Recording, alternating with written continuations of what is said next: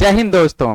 तो आज हम लोग बात करेंगे आईएनएस महेंद्रगिरी और आईएनएस विंध्यागिरी के बारे में। इन्हीं दो जहाजों के बारे में आज हम लोग क्या करने जा रहे हैं, बात करने जा रहे हैं। तो सबसे पहले हम लोग बात करेंगे महेंद्रगिरी के बारे में और फिर बात करेंगे विंध्यागिरी के बारे में। साथ ही साथ हम लोग जानेंगे कि प्रोजेक्ट 17A क्या है, प्रोजेक्ट 17A आखिर है क्या, और आखिर इसी के लॉन्च होने के साथ ही क्यों पाकिस्तान और चाइना की नींद खराब है, क्यों वो लोग सदमे में हैं, क्यों पाकिस्तान और चाइना सदमे में है इन जहाजों के लॉन्चिंग के बाद से। तो जैसा कि आप लोगों को पता है कि महेंद्रगिरी जो पहाड़ है वो उड़ीसा में है, जो पर्वत महेंद्रगिरी है वह उड़ीसा में है, और जो विंध्यागिरी पर्वत है वो कहां है, वो कर्नाटका में स्थित है। तो सबसे पहले यह समझते हैं कि विंध्यागिरी जो जहाज है, आईएनएस जहाज है, वो फ्रिगेट किस्म का जहाज है, और महेंद्रगिरी भी क्या है, फ्रिगेट किस्म का जहाज है। फ्रिगेट किस्म के जहाज को एक छोटे जहाज के रूप में जाना जाता है, जिसका उपयोग इंडियन नेवी के द्वारा क्या किया जाता है, युद्ध के समय किया जाता है। और ये बहुत ही फुर्तीले जहाज होते हैं। फुर्तीले इसलिए कहा जाता है कि यह क्यों, यह मध्यम आकार के और छोटे आकार के जहाज होते हैं, जिसकी लंबाई उतना अधिक नहीं होती है। साथ ही साथ इसकी कैपेसिटी भी बहुत ज्यादा होती है। स्टील्थ कैपेसिटी इतना ज्यादा होता है कि ये दुश्मन के रडार से आसानी से बच सकते हैं। इनको क्या होता है, इनकी स्पीड भी अच्छी खासी रहती है। करीब करीब कितनी स्पीड हो सकती है इसकी, 30 किलोमीटर पर आवर होता है। और इसके ऊपर से क्या कर सकते हैं हम लोग, सतह से जो हवा में फायर करने वाली मिसाइल है उसको आसानी से इस पे रख करके लॉन्च किया जा सकता है। साथ ही साथ यह भी जानते हैं हम लोग, साथ ही यह भी समझते हैं कि यह जो प्रोजेक्ट 17A है क्या। तो प्रोजेक्ट 17A जो है यह इंडिया में जहाजों को निर्मित करने का, यानी भारत में निर्मित करने का एक उपक्रम चलाया गया, जिसके अंदर 7 ships, total INS 7 INS Nilgiri type के जहाजों का क्या किया गया है, निर्माण किया गया है। और यह पूर्णतः कहां निर्मित है, भारत में निर्मित है। यह पूरा का पूरा कहां निर्मित किया गया है, भारत में निर्मित किया गया है, और इसके लिए किसी दूसरे जगह की सहायता नहीं ली गई है। 75 to 80% जो इसके अंदर जो ऑपरेटर्स या उपकरण या जो भी सामान लगे हैं वह भारत में ही निर्मित है। और इसके पहले के 5 जहाज, टोटल 7 जहाज की बात करें, और यह जो लास्ट का 2 जहाज है उसके बारे में क्या करना है, यही 2 जहाज जो है वह लास्ट 2 जहाज है। इसके पहले के 5 जहाज तारागिरी, उदयगिरी, दूधागिरी और नीलगिरी और हिमगिरी, ये पांचों के पांचों जहाजों को ऑलरेडी लॉन्च किया जा चुका है। तो ये टोटल 7 नए जहाज हैं, सातों के सातों नए और उन्नत किस्म के जहाज हैं जो भारत में निर्मित है, पूर्णतः भारत में निर्मित हैं। चलिए, ये जो जहाज है, जैसे अभी हम लोग बात क्या कर रहे थे कि नीलगिरी क्लास की जहाज है। ये कैसा जहाज है, नीलगिरी किस्म के जहाज है, और इसको कन्वर्ट करके क्या किया जा रहा है, शिवालिक किस्म की जहाजों में बदला जा रहा है। तो ये क्या है कि हिमगिरी है, उदयन है, दूनागिरी है और तारागिरी है और विंध्यागिरी है। तो ये पुराने जहाज थे, ये सारे जो जहाज हैं ये पुराने किस्म के जहाज हैं, जिसको ऑलरेडी क्या कर दिया जा चुका है, डीकमीशन कर दिया जा चुका है। क्या कर दिया जा चुका है, डीकमीशन कर दिया जा चुका है। और उसके जगह पे क्या है कि शिवालिक किस्म के जहाज, जितने भी नीलगिरी किस्म के जहाज थे उसको कन्वर्ट करके, उसको मॉडर्न बना करके कैसे जहाजों में कन्वर्ट कर दिया गया है, उसको शिवालिक किस्म के जहाजों में कन्वर्ट कर दिया गया है। और उसमें क्या है, नीलगिरी है, उदयगिरी है, तारागिरी है, महेंद्रगिरी है, हिमगिरी है और दूनागिरी है और विंध्यागिरी है। तो ये टोटल 7 जहाज, टोटल 7 जहाज भारत के पास फ्रिगेट किस्म के, उन्नत किस्म के जहाज क्या है, अवेलेबल हैं। ठीक है, और इसमें फिर आगे देखेंगे कि 1 2 3 4 जहाज कहां से निकल के आ रहे हैं, मजगांव से, मजगांव डॉक शिपयार्ड जो कि मुंबई में है, और 3 जहाज जो है garden rich ship building and engineering के द्वारा बना हुआ है, जो कहां है, कोलकाता में है। चलिए, सबसे पहले यह भी जानेंगे कि अभी हम लोग क्या देख रहे हैं कि 7 जो किस्म के जहाज थे उसका क्या किया गया है, ट्रांसफॉर्मेशन किया गया, जो कि डीकमीशन्ड हो गए थे। तो इसी कड़ी में इनको भी समझते हैं कि कैप्टन डीके शर्मा है। कैप्टन डीके शर्मा जो थे इंडियन नेवी के पूर्व प्रवक्ता हैं, अब रिटायर कर चुके हैं।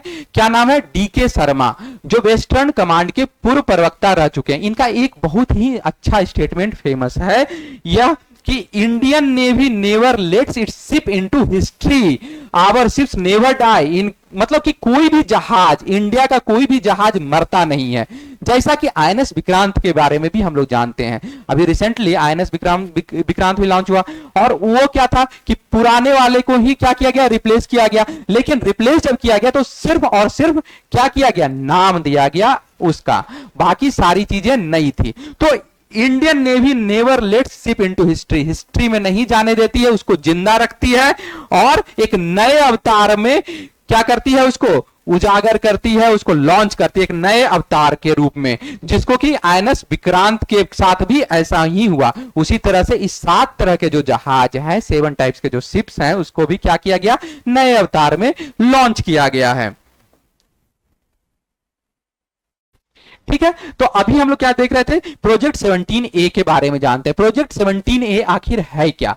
प्रोजेक्ट 17A के अंदर क्या किया गया है कि टोटल 7 शिप्स का निर्माण करना था, जो कि ऑलरेडी डिलीवर हो गया। और ये क्या फ्रिगेट किस्म के थे, आईएनएस और फ्रिगेट किस्म के थे।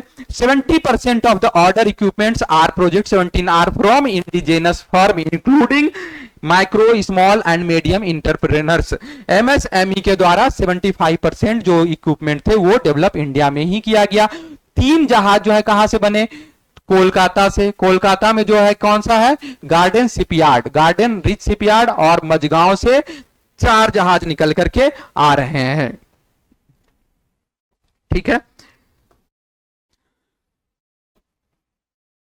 तो इसके पहले इसके बारे में और भी जानते हैं, जो पुराने अवतार की जो बात कर रहे थे, तो आईएनएस विंध्यागिरी के बारे में जानते हैं। आईएनएस विंध्यागिरी क्या हुआ था, 12 नवंबर 1977 को क्या किया गया था, लॉन्च किया गया था। 12 नवंबर 1977 को लॉन्च किया गया था। कब लॉन्च किया गया था, 12 नवंबर 1977 को, और करीब करीब 30 साल सेवा में रहा और डीकमीशन हुआ 11 जून 2012 को ये क्या हो गया, सेवा से समाप्ति हो गया, यानी डीकमीशन हो गया। 31 साल सेवा में रहने के बाद ये क्या हुआ, डीकमीशन हो गया, यानी रिटायर हो गया। तो समझिएगा, इसकी खूबियों के बारे में जानते हैं। ये हुआ क्या था कि आईएनएस विक्रांत के, सॉरी, आईएनएस विंध्यागिरी की एक बहुत अच्छी स्टोरी है, बहुत ही फेमस स्टोरी है कि 1986 में जब विद्रोह हुआ था, क्या हुआ था, 1986 में विद्रोह हुआ था सेशल्स में। सेशल्स में क्या हो गया था, विद्रोह हो गया था, तख्ता पलट हो गया था। तो उस समय के जो राष्ट्रपति थे वह क्या किए कि हमारे यहां जो राजीव गांधी थे, जो तत्कालिक प्राइम मिनिस्टर थे, उनसे निवेदन किया गया कि हमारे यहां तख्ता पलट हो गया है, हमारे यहां ये विपत्ति आ गई है, we want help, we need help. तो सेशल्स जो एक बहुत ही खूबसूरत सा जगह है, और ये मोस्टली क्या है कि साउथ अफ्रीका के क्या है कि प्रायद्वीपियों से मिलकर के बना हुआ है। ये जो सेशल्स है वो प्रायद्वीपियों से मिलकर के बना है।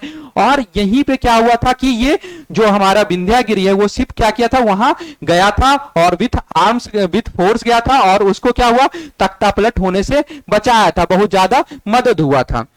ठीक है, उसके बाद एक स्टोरी कॉलिजन वाली भी स्टोरी उसके साथ फेमस है। किसके साथ, विंध्यागिरी के साथ। विंध्यागिरी के साथ एक कॉलिजन वाली स्टोरी भी फेमस है कि 2001 में क्या हुआ था कि कॉलिजन हुआ था। यानी यह जो शिप था, यह क्या किया था, यह टकरा गया था दूसरे शिप से, और टकराने के बाद इसमें भयंकर आग लग गई थी, और भयंकर आग लगने के बाद इसको पोर्ट पे लाया गया, और पोर्ट पे यह सिंक हो गया था। तो हुआ क्या था कि 30 जनवरी 2011 को, कब, 30 जनवरी 2011 को यह क्या हो रहा था, यह जो शिप था वह नेवी डे मना रहा था। नेवी डे क्या कर रहा था, नेवी डे मनाने के लिए क्या गया था, समुद्र में अंदर गया था, और इस पे करीब करीब 300 से 400 लोग क्या थे, 300 से 400 लोग सवार थे। कितने लोग से सवार थे, 300 से 400 लोग। और ये लोग का कौन थे, इंडियन नेवी के फैमिली मेंबर और इंडियन नेवी के लोग थे। और इसकी टक्कर होती है साइरस की। साइरस का एक जो जहाज था एमवी नॉर्डलेक, एमवी नॉर्डलेक के साथ, एमवी नॉर्डलेक के साथ इसका क्या होता है, कॉलिजन होता है। और कॉलिजन एमवी नॉर्डलेक के साथ इसका कॉलिजन हो जाता है, और कॉलिजन इतना खतरनाक होता है कि इसमें होल हो जाता है, इसके चेंबर में आग लग जाता है, और इसको क्या किया जाता है, डेक के पास लाया जाता है। और डेक पे क्या होता है, बाहर डेक पे आग लगने के बाद इसको समुद्र से खींच करके क्या सतह कहां पे ले जाया गया, डॉक के पे पोर्ट पे लाया जाता है, बंदरगाह पे लाया जाता है और इसके चैम्बर में ब्लास्ट हो जाता है और उसके बाद क्या होता है, यह सिंक करके पानी के अंदर डूब जाता है और उसके 5 महीने ये पानी के अंदर रहा। टोटल 5 मंथ्स पानी के अंदर रहने के बाद इसको बाहर खींच के निकाला गया और उसके बाद इसको डिकमीशन कर दिया गया, और वो भी हाईकोर्ट के ऑर्डर के बाद। ठीक है, हालांकि इसमें कोई भी कैजुअलिटी नहीं हुई। जितने भी 400 300 से 400 लोग थे उनको क्या किया गया, रिप्लेस, उनको दूसरे शिप पे ट्रांसफर कर दिया गया। चलिए, तो ये तो हमारी स्टोरी थी किसके बारे में, विंध्यागिरी के बारे में। और क्या था कि हमारा सातों का सातों जहाज अब क्या है कि हमारे इंडियन नेवी के पास क्या हो गया है, शामिल हो गया है।